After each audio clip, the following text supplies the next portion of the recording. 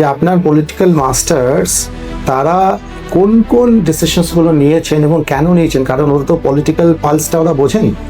প্রথমত স্যার অনেকগুলো ফ্যাক্টর থাকে। প্রথমত হচ্ছে একজন একটা জব সিকিউরিটির জন্য ওই চাকরিটাকে সিলেক্ট করতে পারে। হ্যাঁ, 91 থেকে নিয়ে আজ অবধি আপনি প্রাইম মিনিস্টারের নাম বলুন। সেন্সেশন ম্যাম, আমাদের সেন্সরি অর্গানে যে ধরনের স্টিমুলাস গুলো আছে সেগুলোই জেনারেলি আমাদের সেন্সেশন ক্রিয়েট করে। এবার একদমই আপনার সাবজেক্টে, হ্যাঁ, পারসেপশন কি? ম্যাম, মোটিভেশন, যে কোনো কাজ করতে গেলে ম্যাম মোটিভেশন আমাদের দরকার পড়ে। অনেক সময় আমরা মোটিভেশন হারিয়ে ফেলি। যদি এরকম সিচুয়েশন হয়ে থাকে ম্যাম আমার ব্লকে, সেক্ষেত্রে অ্যাজ আ সাইকোলজি স্টুডেন্ট হিসেবে আমি ওনাদেরকে বিভিন্ন অ্যাক্টিভিটিতে এনগেজ করতে পারি। The Panchayat Samiti organization, okay? What is the difference between the election of Zila Parishad and Panchayat Samiti and Gram Panchayat? There are 3-tier Panchayat structure, na?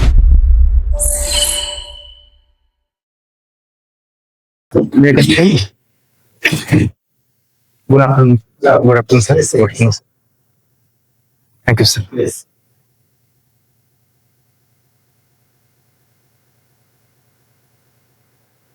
Yudhishthir, Yes, sir. আপনার হবি কি? Sir, আমি তো সাধারণত গান শুনতে পছন্দ করি, বলিউড মিউজিক। আর আমার favourite singer sir Udit Narayan. গান শোনেন? আচ্ছা, একটা সত্য কথা বলুন তো, আপনার নাম তো যুধিষ্ঠির, সেই জন্য জিজ্ঞেস করছি কেন আসতে চান সিভিল সার্ভিসে? এত সুন্দর একটা চাকরি করছেন, পড়াচ্ছেন বাচ্চাদের, কি কারণ? এক্সট্রা কিছু পাওয়া যাবে, কিছু টাকা পয়সা আসবে এক্সট্রা, এগুলোর জন্য কি? না স্যার, সেটা নয়। সিভিল সার্ভিসে আসার আমার প্রথম থেকে ইচ্ছে ছিল। যখন আমি প্রাইমারিতে চাকরি করি তার আগে কলেজে পড়ার সময় সিভিল সার্ভিসে আসার প্রতি পড়াশোনা শুরু করেছিলাম। তার প্রতি একটা ঝোঁক ছিল। কেন কেন? স্যার বেসিক্যালি কারণ তো অনেকগুলো থাকে। কারণ একটা কারণ আছে, যেমন আমি মেনশন করতে চাই। সেটা হচ্ছে স্যার এই মানে জব প্রোফাইলটা, এখানে একটা ডাইভার্স ফিল্ড আছে কাজ করার জন্য, যেখানে গভর্নমেন্টের অনেকগুলো পলিসি নিয়ে কাজ করার সুযোগ থাকবে, ইমপ্লিমেন্ট করার জন্য কাজ করার সুযোগ থাকবে, এবং যোগাযোগ থাকবে একদম নিচু স্তরের মানুষের সঙ্গে। আর সবচেয়ে স্যার আমি যে চাকরিটা করছি তার থেকে সেখানে পে স্কেলটা একটু বেশি থাকবে স্যার, সেটা একটা রিজন। আচ্ছা আচ্ছা, তো ঠিক আছে, ধরুন আপনি যদি আসেন সিভিল সার্ভিসে, আপনার তো প্রথম প্রেফারেন্স তো ডব্লিউবিসিএস এক্সিকিউটিভ। কি কি কাজ এই এক্সিকিউটিভ পোস্টে হয়, কি কি কাজ করেন এনারা? স্যার একজন এক্সিকিউটিভ বা বিডিও যদি আমরা ধরি, তিনি অনেকগুলো কাজ করে থাকেন। যেমন স্যার প্রথমত হচ্ছে পলিসি ইমপ্লিমেন্টেশন, যেমন গভর্নমেন্টের যতগুলো স্কিম আছে, ওয়েলফেয়ার স্কিম গুলো, সেগুলোকে ইমপ্লিমেন্ট করে। আর তিনি sir at the same time তিনি যেহেতু একজন ম্যাজিস্ট্রেট, ওই ব্লকের যে ল অ্যান্ড অর্ডার যে ইস্যুস গুলো আছে সেগুলোর তিনি প্রথম দিকে মানে ভেরি ফার্স্ট স্টেজে তিনি স্টেপ নেন। আর স্যার যেটা হচ্ছে সেখানে তিনি অন্যান্য যে ডিপার্টমেন্ট গুলো আছে অঞ্চলে বলুন বা ওই ব্লকেই বলুন, সেই ডিপার্টমেন্ট গুলোর সাথে একটা কোঅর্ডিনেশন স্টাবলিশ করে। বিশেষ করে পঞ্চায়েত সমিতির তিনি একজন CEO, chief executive officer. Panchayat সমিতিতে কোনো মানে ডিসিশন নেওয়া হলে বা কোনো কাজ করার ক্ষেত্রে ওনার মতামত এবং তিনি সব কাজগুলো দেখেন। আর একটা কাজ হচ্ছে স্যার উনি একজন নোডাল অফিসার। ইলেকশনের সময় তিনি একজন নোডাল অফিসার হিসেবে কাজ করেন, পঞ্চায়েত ইলেকশনের সময় তিনি রিটার্নিং অফিসার হিসেবে কাজ করেন, এবং অন্যান্য ইলেকশনের সময় তিনি অ্যাসিস্ট্যান্ট রিটার্নিং অফিসার হিসেবে কাজ করেন। আচ্ছা আচ্ছা, ভেরি গুড। আপনি গ্র্যাজুয়েশন করেছেন কবে? 2016-তে? হ্যাঁ স্যার। তারপরে আপনি সার্ভিসে কবে জয়েন করেছেন? মানে 2017 জয়েন করেছেন, মানে আপনি আনএমপ্লয়মেন্টটা ঠিকভাবে? স্যার বুঝেছিলাম স্যার, যেহেতু একটা গ্যাপ আছে স্যার। আমি তার আগে ডিএলএড কোর্স করেছিলাম 2011 থেকে 2013। স্যার এই সময়ের মাঝখানে আমি যখন প্রিপারেশন শুরু করেছিলাম 2-3 বছর স্যার আমি একটা আনএমপ্লয়মেন্ট ফেস করেছি তখন, এবং বিভিন্ন চাকরির জন্য চেষ্টা করতাম এবং পড়াশোনা করেছিলাম।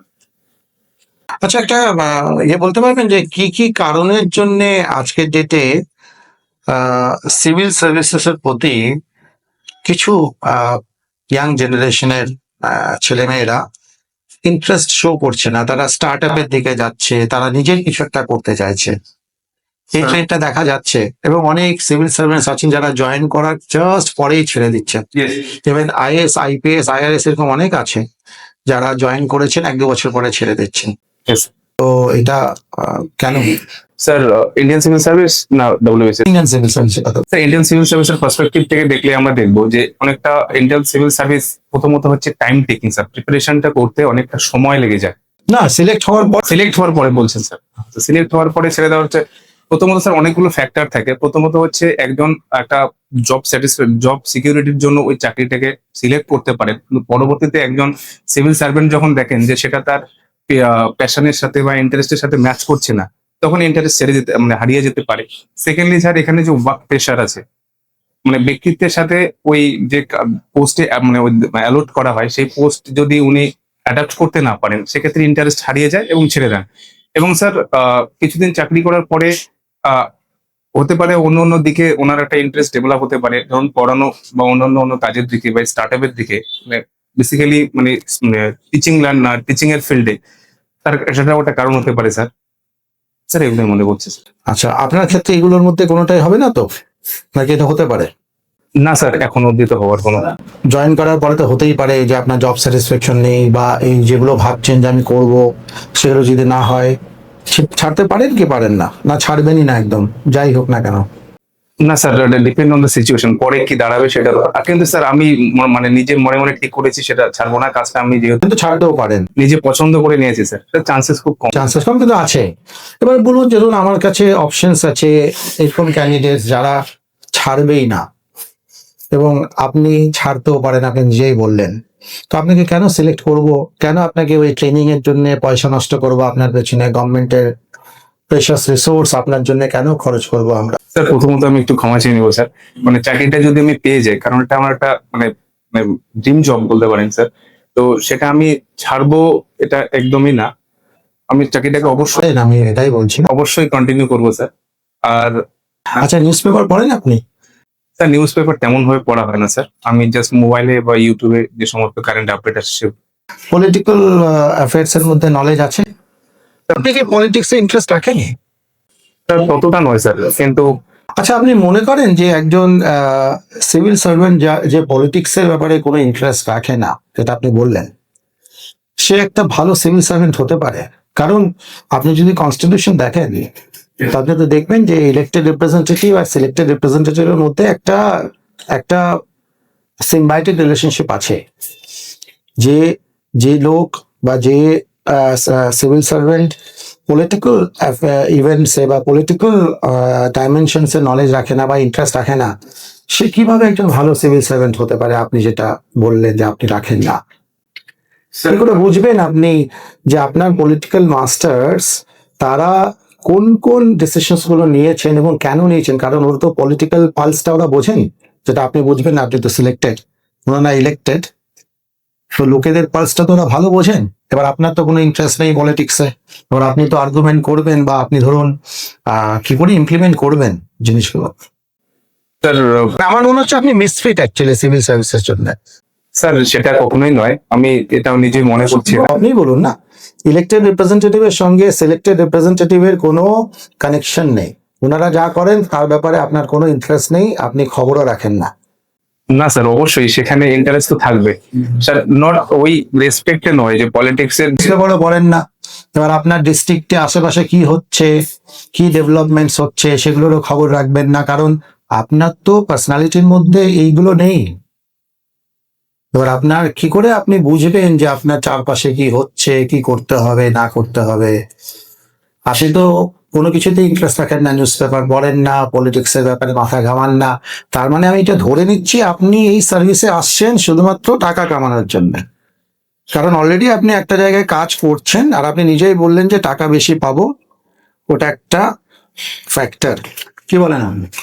না স্যার, আমি যেটা বলেছিলাম যেহেতু আমি একটা জব করব, সেখানে আমার একটা মনিটারি যে জবটা আমি যে করবো সেখানে একটা স্যালারি তো অবশ্যই থাকবে। যে আমি কারেন্ট জব যেটা করছি সেখানে থেকে স্যালারিটা স্যার বেশি থাকবে স্যার, জীবনযাপন এবং সংসার চালাতে গিয়ে স্যালারিটা একটা তো। আচ্ছা, ভারতে বর্তমানে ভাইস প্রেসিডেন্ট কে? স্যার বর্তমানে ভাইস প্রেসিডেন্ট হচ্ছে সিপি রাধাকৃষ্ণন স্যার। আচ্ছা, তার ব্যাপারে কিছু বলুন। আর ওনার ব্যাপারে সিপি রাধাকৃষ্ণন, তিনি চেয়ারম্যান রাজ্যসভার এবং তিনি সাউথ ইন্ডিয়া থেকে এসেছেন। আর স্যার এই বিষয়ে আমার কারেন্টলি কিছু মনে পড়ছে। আচ্ছা, আপনি আপনার জন্ম হচ্ছে 91 এর অনেক কিছু হয়েছে ন্যাশনাল ইন্টারন্যাশনাল লেভেলে, হ্যাঁ না?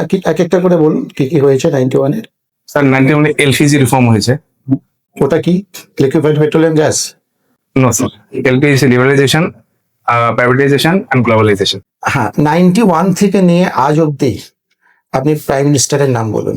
91 থেকে আজ অব্দি স্যার 91-এ ছিলেন, 1991-এ স্যার ওনার নাম sorry, স্যার একটু রিকল করতে পারি, সরি স্যার মনে পড়ছে না। তারপরে যিনি এসেছিলেন 97 অটল বিহারী বাজপেয়ী কিছুদিন ছিলেন। আচ্ছা, আপনি বলুন 91 থেকে আজ অব্দি কোন কোন পলিটিক্যাল পার্টিজ সেন্টারে গভর্নমেন্ট ফর্ম করেছে? স্যার ন্যাশনাল কংগ্রেস 99 ওই সময়টাতে বিজেপি ছিলেন, অটল বিহারী বাজপেয়ী প্রধানমন্ত্রী ছিলেন। 91 স্যার 99 ওই সময়টাতে। তারপর আপ টু 2000 তার আগে 99 এর আগে তখনও কংগ্রেস ছিল। পুরোটাই কংগ্রেস। মাঝখানে এসেছিল বিজেপি। মাঝখানে ইন্টারেস্ট তো নেই আপনার পলিটিক্সে। ঠিক আছে, কোনো ব্যাপার না। আপনি আমার শেষ একটা কোশ্চেনের উত্তর দিন। আপনি কি অনেস্ট? হ্যাঁ স্যার, আমি তো অনেস্ট। ঠিক আছে, অনেস্টি আপনার আছে আপনার মধ্যে। Yes. ঠিক আছে, হ্যাঁ না আমরা যুধিষ্ঠির বাবু অপশনাল সাবজেক্ট লিখে দিয়ে গেল। ম্যাম লিখেছিলাম তো, আচ্ছা কি হলো তো অপশনাল সাবজেক্ট? সাইকোলজি। আপনার সাইকোলজি না? হ্যাঁ। আচ্ছা আপনাদের এখন তো এসআইআর হিস্ট্রি তো জানেন। আচ্ছা আপনাদেরও কি বিএলও কাজ করতে হচ্ছে? ম্যাম আমার ডিউটি পড়েনি, কিন্তু আমার যে সহকর্মী আছে তার ডিউটি পড়েছে। মানে আপনার প্রাইমারি স্কুলে অন্য টিচারদের ডিউটি পড়েছে, আপনার ডিউটি পড়েনি? না আচ্ছা এই যে একটা ভীষণ কেওয়াস দেখা যাচ্ছে, কালকেও নতুন মঞ্চে দেখা গেছে যে তাদেরকে স্কুল সামলাতে হচ্ছে, অ্যাট দ্য সেম টাইম এই কাজও করতে হচ্ছে, তো তারা ভীষণ ওভারবার্ডেন হয়ে গেছে। আপনি কিন্তু সেই দিক দিয়ে তাহলে খুব একটা ভালো জায়গায় রয়েছেন, আপনার এই ধরে স্কুলটাই সামলাতে হচ্ছে। তো এইটা কি আপনি মানে সহকর্মীদের সাথে সহমত যে সত্যিকারই দুটো কাজ একসাথে করা মুশকিল? মানে আমরা যেহেতু কাজটা করি না, আমরা তো আউটসাইডার, আপনারা তো সিস্টেমের ভিতরে রয়েছেন, কি বলেন সহকর্মীরা? ম্যাম, প্রথমত হচ্ছে এই কাজটা আমার পড়েনি ম্যাম। আমার মানে একটা অ্যাসিস্ট্যান্ট বিএলও হিসেবে কিছুদিন আগে আমাকে সিলেক্ট করা হয়েছিল। তারপর কোনো একটা কারণে ইসিআই এর ডিসিশন অনুযায়ী অ্যাসিস্ট্যান্ট বিএলও আর নেওয়া যাবে না, যেখানে 1200-র বেশি ভোটার আছে সেই সমস্ত বুথে একজন অ্যাসিস্ট্যান্ট বিএলও থাকতে পারে। ম্যাম সেটা যদি হতো তাহলে একদম আমাদের পঠন পাঠন খুব অসুবিধাজনক হতো ম্যাম। এক স্কুল থেকে অন্তত 2 থেকে 3 জন ম্যাক্সিমাম যারা স্টাফ থাকতেন, টিচার থাকতেন, তাদেরকেই ডিউটিটা করতে হতো। আরেকটা আমার পরবর্তী আপনি যেটা বললেন যে একজন টিচারকে বিএলওর দায়িত্ব মানে মানে যদি দেওয়া হয় সেক্ষেত্রে স্কুল কতটা হ্যাম্পার হচ্ছে না? ম্যাম অবশ্যই ম্যাম, যেহেতু আজকে প্রায় দীর্ঘ 1 মাস এবং এসআইআর চলে আরো 2 মাসের মতন নিয়ারলি, একজন টিচার স্কুলের বাইরে থাকবেন, সেক্ষেত্রে পঠন পাঠনে তো অবশ্যই ম্যাম এফেক্টেড হবে। আর যেটা হচ্ছে ম্যাম সামনে পরীক্ষা আছে বাচ্চাদের, অ্যানুয়াল এক্সাম আছে, তো সেক্ষেত্রে তাদের শেষ যে পাঠ্যক্রম কমপ্লিট করার যে ব্যাপারটা সেটাতে তো ঘাটতি থেকে যাবে ম্যাম। তো সেই জায়গায় এই বিএলও ডিউটিটা টিচারদের মানে না দিলে খুব ভালো হতো, কিন্তু ম্যাম যেহেতু আমাদের একজন গভর্নমেন্ট এমপ্লয়ি দরকার হয় নিচু স্তরে অর্থাৎ বিএলওর দায়িত্বের জন্য, তো সেক্ষেত্রে দেওয়া হয়েছে ম্যাম। আচ্ছা আপনি মেরিটাল স্ট্যাটাসে তো ম্যারিড লিখেছেন, Yes, ছেলে মেয়ে আছে? No ma'am.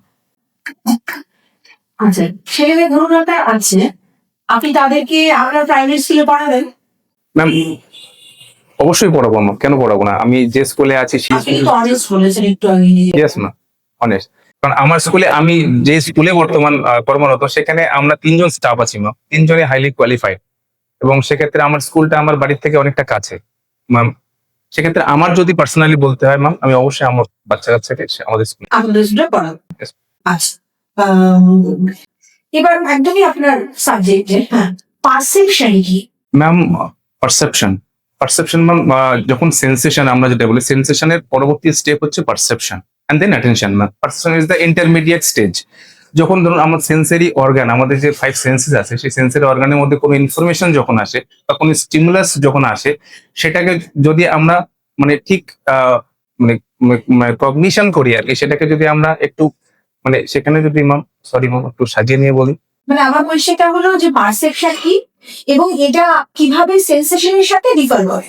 আচ্ছা ma'am, the difference between perception yes ma'am, yes ma'am. Sensation ma'am আমাদের সেন্সরি অর্গানে যে ধরনের স্টিমুলাস গুলো আছে, সেগুলোই জেনারেলি আমাদের সেন্সেশন ক্রিয়েট করে। বাট যখন ওই একটা পার্টিকুলার স্টিমুলাসের উপর আমরা একটু অ্যাটেনশন দেবো, বা ধরুন ওইটাকে একটু যদি এক্সামিন করি বা সেটাকে যদি ধারণ করার চেষ্টা করি, সেটাই ম্যাম পারসেপশন। আচ্ছা আপনি সাইকোলজি অপশনাল পেপার হিসেবে নিয়েছেন, তারপরে সাইকোলজি নিয়ে আপনি নিশ্চয়ই মনস্তত্ত্ব নিয়ে পড়াশোনা করেন। আপনার আপনি একজন বিটিও হয়ে আপনার যারা কলিগ আছে তারা খুব ডিমোটিভেটেড হয়ে পড়েছে যে কোনো কারণে, আপনি তাদেরকে মোটিভেট করার জন্য কি করতে পারেন? মানে সাইকোলজি কিভাবে আপনাকে হেল্প করতে পারে?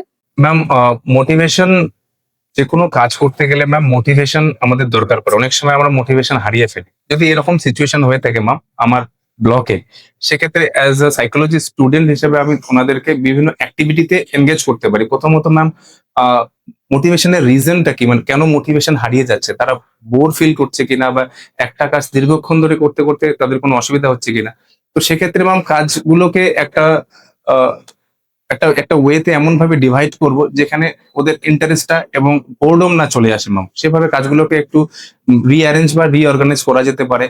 আর তার মাঝখানে ম্যাম যদি সম্ভব হয় রিক্রিয়েশনের কোনো একটা ভেরি ফিউ টাইমের জন্য, অল্প একটু সময়ের জন্য রিক্রিয়েশনের কোনো ব্যবস্থা করা, সো দ্যাট তারা মোটিভেটেড হতে পারে অ্যাকর্ডিং টু দেয়ার নিড। না তারা মানে রিজনটা বুঝে সে একটা স্টেপ নিতে পারবো না। এটার সাথে সম্মতি এটা বলছি, ধরুন আপনারা যে অফিসে আপনারা রয়েছেন প্রত্যেকেই আপনারা ভীষণ ভাবে ওভার প্রেশার, প্রচুর কাজের প্রেশার রয়েছে। আপনি নিজে, এবং আমি এই প্রশ্নগুলো করার কারণ হলো যে আপনি যেহেতু মনস্তত্ত্বের স্টুডেন্ট, তো আপনি নিজে এবং আপনার যারা সহকর্মী রয়েছেন তাদেরকে স্ট্রেস ম্যানেজমেন্ট কিভাবে থেরাপি দিতে পারেন? এখন যেহেতু মেন্টাল হেলথ নিয়ে প্রচুর রকম সারা পৃথিবী জুড়ে এটা নিয়ে প্রচুর কাজকর্ম চলছে, আমরা প্রত্যেকেই খুবই প্রেশারের মধ্যে থাকি সবসময়টাতে। আপনি আপনার সহকর্মীদের জন্য কিভাবে স্ট্রেস ম্যানেজমেন্টের ব্যবস্থা করতে পারেন? ম্যাম প্রথমত তো ওটা আমি যেটা আগেই বললাম ম্যাম, প্রথম হচ্ছে স্পেস কোথ থেকে আসছে ma'am, the sources of the space, সেটাকে অবশ্যই বোঝার চেষ্টা করবো। মানে সোর্স গুলোকে আইডেন্টিফাই করার পরে সেক্ষেত্রে স্টেপ নেওয়া যেতে পারে ম্যাম। ফর এক্সাম্পল ম্যাম, যদি একজন স্টাফ থাকেন যিনি মানে কোনো একটা কাজ করছেন, মানে তিনি হয়তো সেই কাজটা দীর্ঘক্ষণ ধরে করছেন বলেই ওনার স্ট্রেস হচ্ছে, সেক্ষেত্রে ওনাকে টেম্পোরারি রিলিফ দেওয়া যেতে পারে ম্যাম। বা সেক্ষেত্রে আমার কাছে যদি সেরকম পাওয়ার থাকে, ওনাকে আমি একদিনের ছুটি দেব, এবং তিনি যে কাজটাকে পছন্দ করেন করতে বা ইন্টারেস্ট যে কাজে আছে ম্যাম, সেই কাজটাকে তিনি করতে পারেন। ধরুন ঘুরতে যাওয়া হোক বা একটা সিনেমা দেখা হোক, সে কাজটা উনি করবেন না, তাহলে অটোমেটিক্যালি যে অ্যাকিউট স্ট্রেস আছে সেই অ্যাকিউট স্ট্রেসটা কেটে যাবে, এবং পরের দিন আমি ওই স্টাফকে একজন ভালো স্টাফ হিসেবে পাবো না, অ্যাক্টিভ স্টাফ হিসেবে পাবো। আমি এই প্রশ্নটা কেন করলাম, যেহেতু আপনি বললেন যে আপনার দুজন কলিগ এই মুহূর্তে ওই এসআই কাজের সাথেও যুক্ত রয়েছে, অ্যাট দ্য সেম টাইম তাদের স্কুলের কাজটা তো করতেই হবে, কারণ এটা তো তাদের একেবারে প্রফেশনের সাথে সরাসরি ভাবে জড়িত। তো এনারাও যদি ছুটি চায় আপনি ছুটি দিন দেবেন?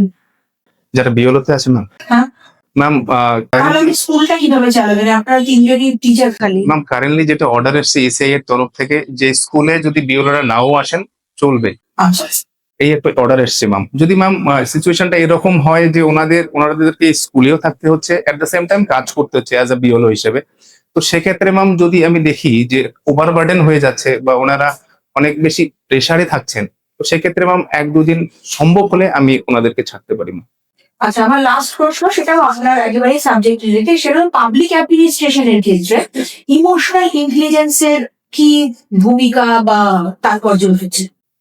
ম্যাম ইমোশনাল ইন্টেলিজেন্স যেটা ড্যানিয়েল গোলম্যান, আমেরিকান সাইকোলজিস্ট, তিনি দিয়েছিলেন নামে থিওরিটি।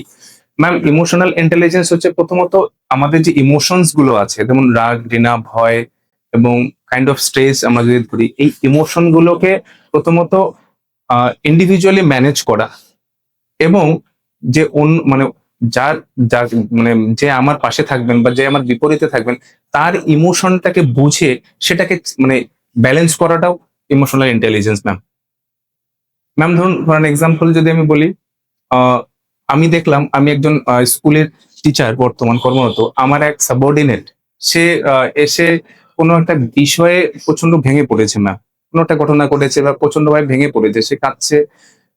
তো সেক্ষেত্রে ম্যাম আমি প্রথমত যেটা মানে চেষ্টা করবো সেটা হচ্ছে তার যে ইমোশনটা মানে হচ্ছে, সে কারেন্টলি ফিল করছে, সেটাকে এমপ্যাথাইজ করা ম্যাম, যে ও যে কাঁদছে নিশ্চয়ই কোনো একটা কারণ আছে, এবং সেটাকে বুঝে যদি সম্ভব হয় তার ইমোশনটাকে বুঝে তাকে কিছু সাজেশন দেওয়া ম্যাম কারেন্টলি এটাই আমার মনে ঠিক আছে, আর একটা সেটা হলো father of modern psychology. Ma'am father of modern psychology ma'am Indian না sir. Acha, Yudhishthir. For example, after becoming BDO, yes sir, you face a situation where there is a mob, yes a big crowd. They have gathered in front of your office yes and they have come to you regarding a grievance where they are saying that the recruitment at block level, block office, they haven't been fair. Okay, there was some malpractice.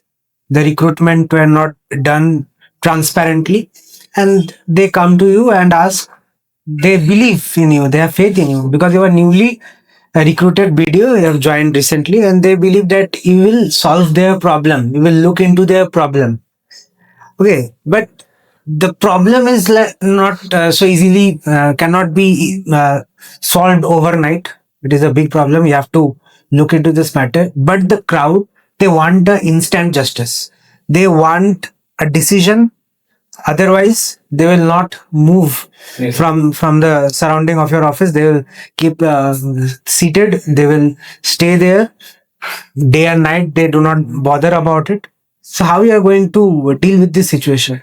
Sir, first of all, sir, if that kind of situation arises in my domain, in my area, or in front of my block office, sir, at the first of all, I would try to understand the real cause, the real cause of the gathering, and if the cause is the malpractice in the recruitment, then I will definitely follow up all the procedures that were done during the recruitment process, and I will also assure them that malpractice is not going to happen or is not happening right now, and I will try to make them understand that this is going through proper strategy or proper. But even though you are trying to convince them, persuade them, they said that we don't believe you. We want instant decision. You either say this is malpractice and do something about it, or just they want justice, instant justice.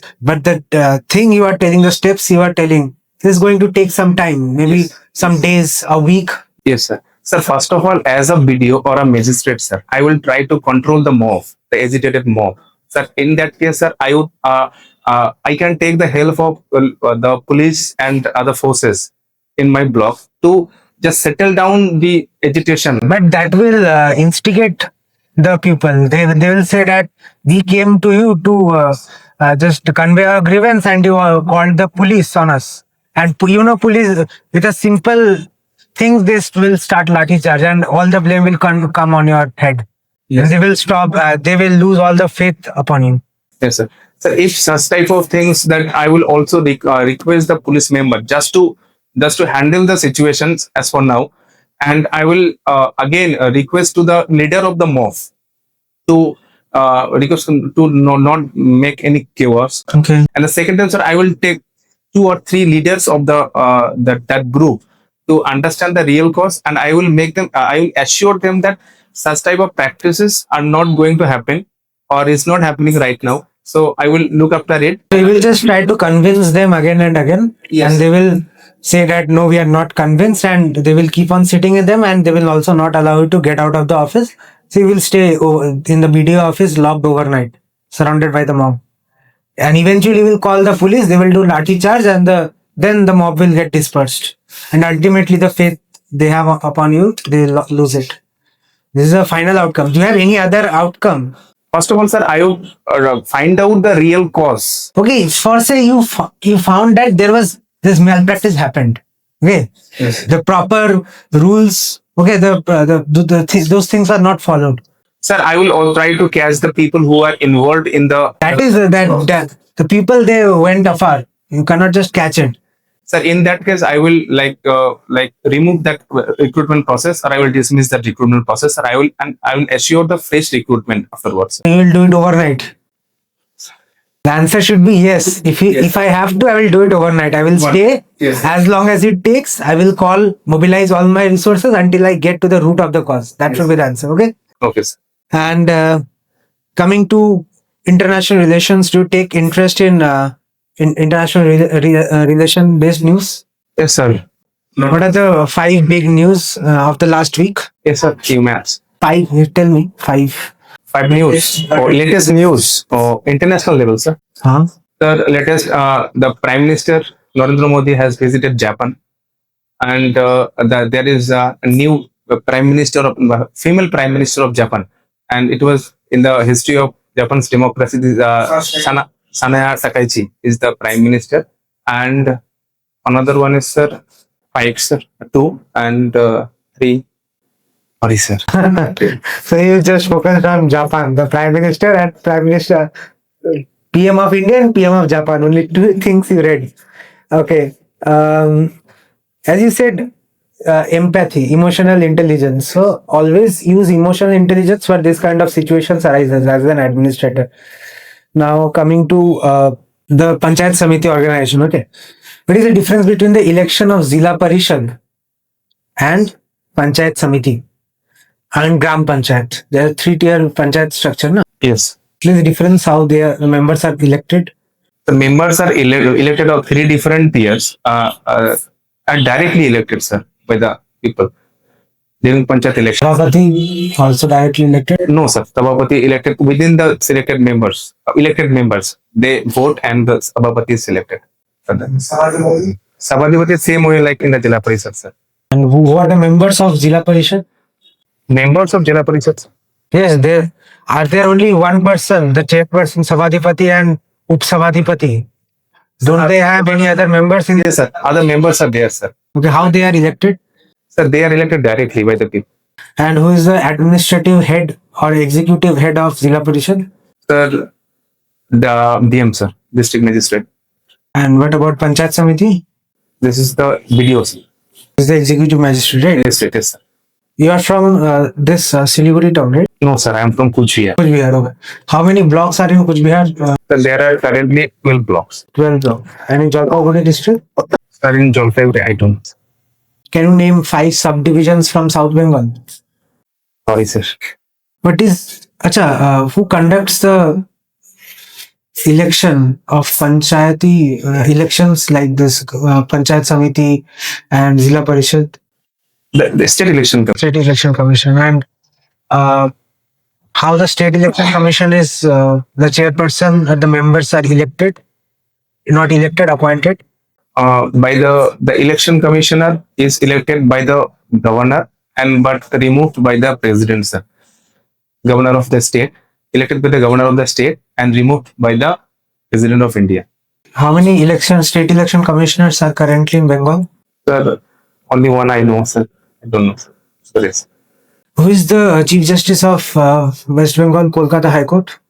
Currently, sir, it is TST Kiva Shankar, something like that. Sir. I can't.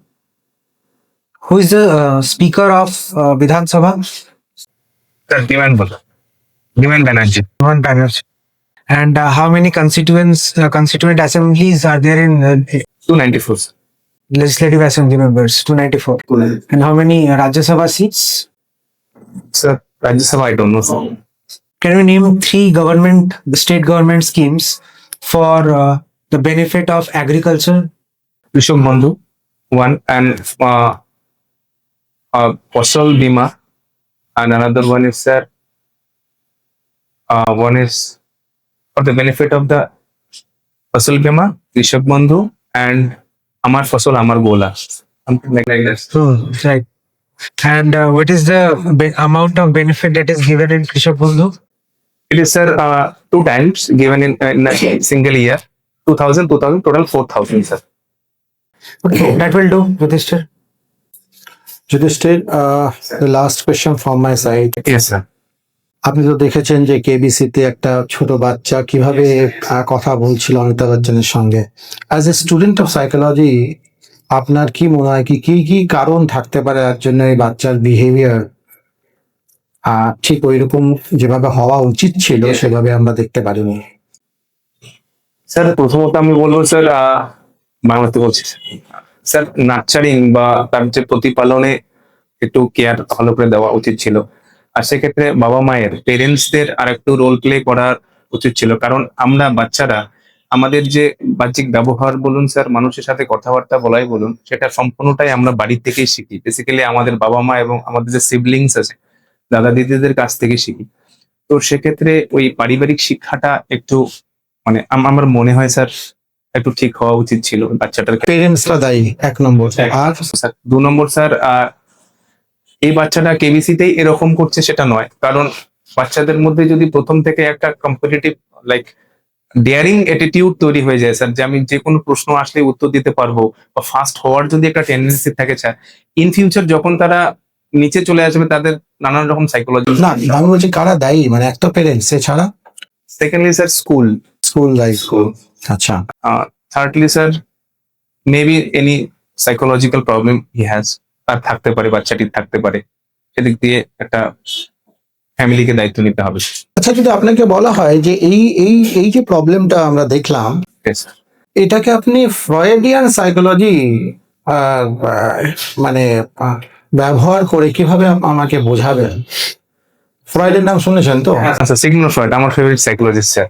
R Sigmund Freud তিনি যে থিওরিটা দিয়েছিলেন therapeutic, আমার theory দরকার নেই, আপনি বলুন যে এইটাকে, এই প্রবলেমটাকে আপনি কি করে অ্যানালাইজ করবেন? ফ্রয়েড যদি বলেন তো এটা কি করে বলবেন? স্যার প্রথমত সাইকো অ্যানালিসিস, উনি যেটা কথা বলেছেন সাইকো অ্যানালিসিস, যে বিহেভিয়ারটা বাচ্চাটা করছে, সেই বিহেভিয়ারের কারণটা, মানে যেটা তিনি বলেছেন স্যার ফ্রয়েডের দিক থেকে বলছেন তো স্যার, না যদি থেরাপিউটিক কোন অ্যাপ্রোচ ব্যবহার করা যায় তাহলে। এই প্রবলেমটা আমি বলছি কি কারণ, ইড ইড কাকে বলে? ও স্যার ইড ইড ইড হচ্ছে স্যার আমাদের মনের একটা এমন অংশ, আমরা বলি যে অংশটা হচ্ছে ইনস্ট্যান্ট গ্র্যাটিফিকেশন, আর যেটা আমাদের জন্ম থেকে আসে, বেসিক প্রবৃত্তি গুলো থাকে স্যার, সে পর্যন্ত। আপনার মনে হয় না আপনি যে as a student of psychology আপনি পেরেন্টসদের দোষ দিলেন? এছাড়া ওইখানে আরেকটা ঘটনা ঘটেছে, ও যখন কথাবার্তাগুলো বলছিল একটা ছোট বাচ্চা, তখন তার আশেপাশের যে ক্রাউড তারা যেভাবে অ্যাপ্রিসিয়েট করছিল, হাততালি দিচ্ছিল, সেটাই বাচ্চাটাকে আরো বেশি প্রবুদ্ধ করেছিল, আরো বেশি এনকারেজ করেছিল ওইগুলো ওইভাবে কথা বলতে। ইয়েস স্যার, আপনার মনে হয় না ইয়েস স্যার, হয়েছিল তো ওখানে? Definitely sir. স্যার আমার মনে হয় যে সেটা মানে যেহেতু ঘটনাটা ঘটেছিল, মানে আন্দাজ। আচ্ছা এখানে সুপার ইগোর কি রোল? সুপার ইগো মানে super group of the kid, না আমাদের ফ্রয়েডের point of view. Sir Freud basically তিনটে না না, সুপার ইগোর রোলটা সুপার ইগো হচ্ছে sir, it is a moral part of the mind, যেটা আমাদের যে ইড আছে সেই ইডের যে গ্র্যাটিফিকেশনটাকে ডিলে করে দেয়। লাস্ট কোয়েশ্চেন আমার তরফ থেকে, আমরা অনেকবার দেখেছি স্কুলে কলেজে, ধরুন একটা ছেলে বসে আছে, তার দুপাশে দুটো মেয়ে বসে আছে, শীতকাল, হ্যাঁ না, প্রচন্ড ঠান্ডা, কিন্তু ওর এখান থেকে ঘাম ঝরছে, মুখ চোখ লাল হয়ে যাচ্ছে। এটা সাইকোলজি পয়েন্ট অফ ভিউতে বলুন কেন? শীতকাল, সে দুটো পাশে দুটো নতুন মেয়ে বসেছে, আর ও ঠিক জড়সড় হয়ে বসে আছে মাঝখানে, এবং তার এখান থেকে দুপাশ থেকে ঘাম ঝরছে আর লাল হয়ে গেছে মুখ চোখ। কোন সাইকোলজিক্যাল প্রবলেম হতে পারে? স্যার বেসিক্যালি যেটা আমি বর্তমানে ভাবতে পারছি স্যার, সেটা হচ্ছে যে প্রথমত আনকমফোর্টেবল ফিল করছে। না না, আমি সাইকোলজিস্টের সঙ্গে কথা বলছি, আমি কি কোনো জেনারেল কথা বলছি? সেক্সুয়াল থিওরি ছিল, যে থিওরি তিনি ফেলিক স্টেজ বলে একটা স্টেজের কথা বলেছিলেন, যেখানে ছেলেরা ছেলেদের সাথে বন্ধু হয়ে যায় এবং মেয়েরা মেয়েদের সাথে বন্ধুত্ব ওই এজটাতে করে থাকে। তো যদি ওই রকম দুটো মেয়ের পাশে একজন ছেলে বসে থাকে, তো মেবি স্যার সে আনকমফোর্টেবল ফিল করতে পারে। দিস দ্য মানে দ্য আচ্ছা সাইকোলজির পয়েন্ট অফ ভিউতে বলতে পারবেন, আমার লাস্ট কোয়েশ্চেন এটা, হ্যাঁ না, একজন মানুষ রেপ কেন পারে? As a student of psychology বলুন আপনি। স্যার প্রথমত যদি আমরা দেখি as point of psychological point of view থেকে যদি বলি, as a student of psychology sir, প্রথমত হচ্ছে যারা রেপ করে, যেটা ফাইন্ডিংস এ পাওয়া গেছে স্যার, তাদের ইড অনেক বেশি স্ট্রং থাকে স্যার, ইড অনেক বেশি স্ট্রং থাকে, সুপার ইগো অনেক বেশি উইক থাকে। ফলত স্যার কি হয়, তাদের যে ইগো থাকে, which make the balance between ego and super ego, সেটা ব্যালেন্স করতে পারে না। ফলত ইগো ইড ইড যে কাজটা করতে চায় সেটাকেই করতে মানে। এটা ঠিক উল্টোটা ওই জায়গাতে হয়, যখন ছেলেটা ব্লাশ করে, যখন ঘাম ঝরে, ঠিক তার উল্টোটা হয় ফ্রয়েডের হিসেবে। ঠিক আছে, ভালো লাগলো আপনার সঙ্গে কথা বলে। ঠিক আছে, আপনি আসতে পারেন।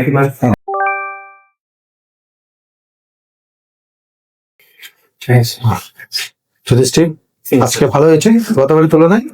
স্যার একটু ভালো হয়েছে, কিন্তু স্যার আমি যেটা ফিল করলাম, স্যার যেটা বলছিল যে আমার একটু কোয়েশ্চেনের মেইন পয়েন্টটা ধরতে একটু সময় লেগে যাচ্ছিল। ঠিক আছে, ওভারঅল আপনার পারফরমেন্স ভালো, হ্যান্ড প্লেসমেন্টটা না আবার একটু ঠিক করবেন না গতবারে। আচ্ছা দেখুন, এরকম জায়গাতে যখন আপনাকে জিজ্ঞেস করো পলিটিক্যাল ইভেন্টস এর, মানে আপনি পলিটিক্সে ইন্টারেস্ট রাখেন কি রাখেন না, বা নিউজ পেপার পড়েন কি পড়েন না, তো আউটরাইটলি বলবেন না যে আমি পড়ি না বা না আমার ইন্টারেস্ট নেই। এটা এটা একটা এমন একটা মেসেজ আপনি ওদেরকে দিচ্ছেন যেটা খুবই নেগেটিভ। হ্যাঁ না, আপনি বলবেন যে হ্যাঁ আমি পড়ি, সময় পেলে পড়ি। এটা বলবেন না যে আপনি হোয়াটসঅ্যাপ দেখেন, ইউটিউব দেখেন, সোশ্যাল মিডিয়া থেকে দেখেন, তো আপনাকে বলবে ঠিক আপনি হোয়াটসঅ্যাপ ইউনিভার্সিটির লোক তার মানে। হ্যাঁ না, তো ওখানে তো অনেক কিছুই বলে, সেগুলো তো আর অথেন্টিক নয়। এটা আপনি দেবেন না, কারণ পরবর্তীকালে ফার্দার কোয়েশ্চেন্স গুলো আপনি হ্যান্ডেল করতে পারবেন না। এই পারসেপশনের যে ব্যাপারটা, এটা কিন্তু আরো ভালো করে আপনার সাজাতে পারেন কারেক্ট ওয়ার্ডটাই খুঁজে পাচ্ছি না। হ্যাঁ, তারপরে ধরুন এই যে কি করে মোটিভেট করবেন আপনি আপনার সাবঅর্ডিনেটস কে। হ্যাঁ না, আপনি ম্যাসলো পড়েছেন? হ্যাঁ, তো আপনি তো ম্যাসলো পড়েছেন, হার্জবার্গ পড়েছেন, অনেকে আছে এরকম। হ্যাঁ না, তো ম্যাসলো, হার্জবার্গ, এই যে বড় বড় থিঙ্কার্স যেগুলো বলে গেছেন পাবলিক অ্যাডমিনিস্ট্রেশন, এই যে কি করে সাইকোলজি ডাইমেনশনসটা ইউজ করে আমরা মোটিভেট করব, কোন ফ্যাক্টরস এর জন্য একটা মানুষ মোটিভেট ডিমোটিভেট হয়। হ্যাঁ না, বা ধরুন পিটার ম্যাকগ্রিগরের একটা থিওরি আছে, কোনো একজন থিঙ্কারের সাহায্য নিয়ে যদি বলে তাহলে কি হবে, আপনি এটা প্রুভ করতে পারবেন যে আপনি পড়ে বলছেন ব্যাপারটা। আর এরা বলে গেছেন অলরেডি, যে কোনো একজনেরকে নিয়ে আপনি যদি বলেন, এইভাবে আমরা এইভাবে বলবো, এইভাবে করবো মোটিভেট, অলরেডি গিভেন কি করে করা হবে। তো ওটা একটা ব্যাপার আছে। আর স্যারের একটা কোশ্চেন ছিল কেস স্টাডি, ওটা তো স্যার বলেই দিলে। একটু মব সাইকোলজি বলে একটা ব্যাপার আছে, পড়েছেন? মব সাইকোলজি আমার সিলেবাসে মনে হয় একটু দেখবেন বাই থেকে, না ওটা করবেন ভালো করে, তাহলে ওটা হলে আরো আনসারটাকে ভালো করে আর্টিকুলেট করতে পারবেন। ওয়েস্ট বেঙ্গলের প্রবলেমস কি কি সেগুলো তো আপনাকে টিপসে রাখতে হবে। এত ভাবনা চিন্তা করে তাও বললেন একটা, আপনি তো সেটাও হ্যাঁ সেটা কন্ট্রোভার্সিয়াল ব্যাপারটা বলছেন। ও প্রবলেমস আপনি যেগুলো ওইগুলো বলবেন, যেখানে কাজ করার দরকার আছে, যেগুলোতে আমরা আরো কাজ করলে আরো আগামী দিনে আমাদের লাভ হবে। ওটা তো একটা ডিবেটেবল ইস্যু যেটা আপনি বলছেন, ওটা তো ওয়েস্ট বেঙ্গলের পুরো প্রবলেমটা মধ্যে নয় না, ওটা তো একটা অন্য ব্যাপারই হয়ে গেছে। হ্যাঁ, কমেন্ট করা উচিত ওগুলো বলবেন না, ওয়েস্ট বেঙ্গলের প্রবলেম বলবেন না, অনেক কিছু হতে পারে, সেটা আপনি হ্যাঁ একটা দেখে নেবেন স্টেটের কি কি প্রবলেম গুলো হতে পারে। ওভারঅল পারফরমেন্স আপনার ভালো হয়েছে, আর আপনি ভালো করবেন। ঠিক আছে স্যার, আমার কিছু কোয়েশ্চেন ছিল। হ্যাঁ। মানে ইনিশিয়াল স্টেজে আমি একটু নার্ভাস হয়ে যাই, তারপর ধীরে ধীরে মানে একটু ঠিক হয়ে থাকি। না, আপনার তো ঠিকই আছে, আমি তো নোট করছিলাম সবকিছু। আপনার যখন থেকে আপনি এসছেন, আপনার একটা সুন্দর কনফিডেন্স ছিল, একটা পজিটিভ ভাইব, যেটা কি সবাই থেকে আছে না, সেই পজিটিভ আছে, একটা ম্যাচিওর পজিটিভ ভাইব, একটা অনেস্টিরও ফিলিং ছিল, সেটা আপনার ফেশিয়াল এক্সপ্রেশনও ছিল, আপনার নামও যদি সেটা একটা রিফ্লেক্ট করে। ঠিক আছে, আর জেনুইন ন্যাচারাল একটা যেটা বলে একটা, সেটা বোঝা গেছে, একটা সেই ভাইবটা পাওয়া গেছে, খুবই জেনুইন আর ন্যাচারাল ফ্রি ফ্র্যাঙ্ক কথা বলে, একটা অনেস্টি ভাইব সেটা ছিল আমার যেটা মনে হয়েছে। Well behave, polite. স্যার অনেক সময় ইন্টেনশনালি হোক করছিলেন আপনাকে ডেলিবারেটলি, হ্যাঁ অনেস্টির ব্যাপারে, সেটা আপনি খুব ওয়েল বিহেভলি হ্যান্ডেল করেছেন, পোলাইটলি হ্যান্ডেল করেছেন, সেটা ইয়ে নয়। তো স্যারের ভাইস প্রেসিডেন্টের কোশ্চেন খুব একটা আপনি ডিটেলসে জানতেন না, তাও অ্যাটলিস্ট কিছু কমন সেন্স ইউজ করে চুপ না থেকে কিছু একটা বলেছেন, that's a good thing. Common sense আপনার ঠিকঠাকই আছে। ফার্স্ট অফ অল, এই শাইনি ড্রেস পরবেন না, একদম ম্যাট ফিনিশ করে ড্রেস পরবেন।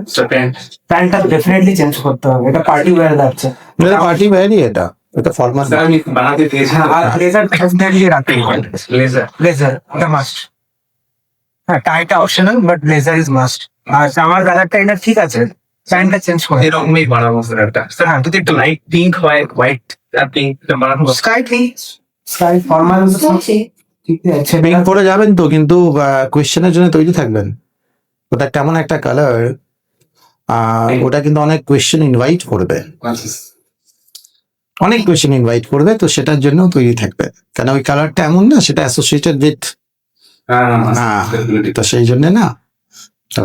ঠিক আছে, দু তিন জায়গায় সেলফ ডাউট, স্যার যখন একটু ইয়ে করছিল, অনেকক্ষণ ধরে বলছিল ঠিক আছে, ইটস নট, ইটস ওকে যে আমি জানি না, বলতে পারছি না, কিন্তু যে কনফিডেন্স সেটা ডাউন যেন না হয়। ঠিক আছে, সেলফ বিলিভটা যেন থাকে।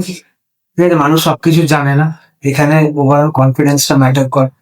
যে ফেথটা নিজের ভেতরে নিয়ে এসেছিলেন, সেই ফেথটাকে আপনাকে মেনটেন রাখতে হবে। ঠিক আছে, আর দুটো জিনিস বলার ছিল আমার। এই যে গভর্নমেন্টের যে কোনো স্কিমস হোক বা ইয়ে হোক, সেটাকে একটা পজিটিভ অ্যাঙ্গেলে দেখানোর চেষ্টা করতে হবে।